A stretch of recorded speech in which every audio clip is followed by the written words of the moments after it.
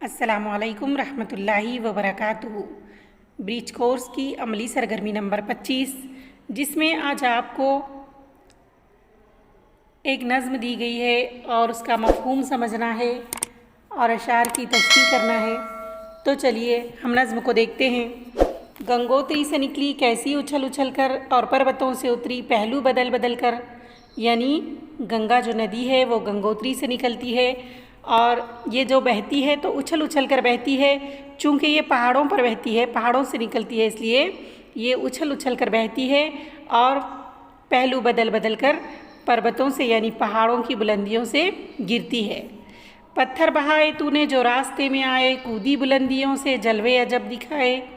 जब गंगा बहती है तो अपने साथ पत्थरों को भी बहाती है और ऊंचाई से गिरती है, जिसकी वजह से बड़ा ही खूबसूरत मंज़र नज़र आता है। यानी अजब अजब जलवे हमको देखने को मिलते हैं। एक राह हमें बनाए सवाब शार गंगा, ए शानदार गंगा, ए पुरबहार गंगा। एक रास्ते में 100 आबशार नीचे गिरते हैं, जिसकी वजह से मंज़र बड़ा खूबसूरत दिखता है। गंगा शानदार नज़र आती है।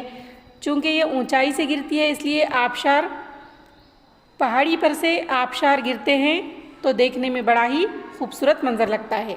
तो ये गंगा की रौनक है, गंगा बड़ी शानदार लगती है। जंगल पहाड़ छोड़े मैदान बसाए तूने, अब और ही तरह के नक्शे जमाए तूने। गंगा नदी जंगल और पहाड़ों से नहीं बल्कि मैदानों से गुज़रती है, जिसकी वजह से मैदानों के नक्शे बदल गए हैं। यानी मैदान बहुत ही सरसब्ज़ शादाब हरे भरे हो गए हैं, यानी उसका नक्शा ही बदल गया है। गंगा बहाई ऐसी खेतों को भर दिया है, पौधों को जान दी है, फूलों को जर दिया है। यानी गंगा की बहने की वजह से उस मैदानों के खेत हरे भरे हो गए हैं, फसल अच्छी उगती है वहाँ पर और वहाँ के पेड़ पौधों में जान पड़ गई है और वहाँ पे फूलों के लालाजार या चमन खिल उठे हैं। सैराब कर दिया है हर लाल अजार गंगा, ए शानदार गंगा, ए पुरबहार गंगा। यानी गंगा की बहने की वजह से जो फूलों के चमन हैं वो तमाम बाग चमन सैराब हो गए हैं और ये गंगा बड़ी शानदार नदी है, बड़ी पुरबहार नदी है। तो प्यारे बच्चों, हमने गंगा की नज़्म का मतलब समझा, अशआर की तशरीह की। चलिए अब हम इसके सवालात के जवाबात हल करते हैं। पहला सवाल है गंगा कहाँ से निकलती है?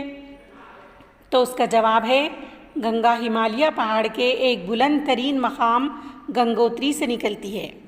दूसरा सवाल है पर्वतों से गंगा कैसे उतरती है? तो उसका जवाब है पर्वतों से गंगा पहलू बदल बदल कर उतरती है।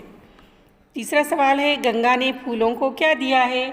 उसका जवाब है गंगा ने फूलों को जर दिया है। और चौथा सवाल है लालाजार को गंगा ने क्या दिया है? उसका जवाब है लालाजार को गंगा ने सैराब कर दिया है।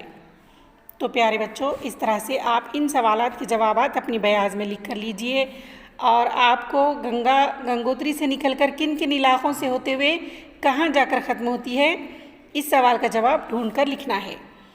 उम्मीद करती हूँ ये वीडियो आपकी समझ में आ गई होगी। मिलते हैं अगली वीडियो में। अल्लाह हाफिज़।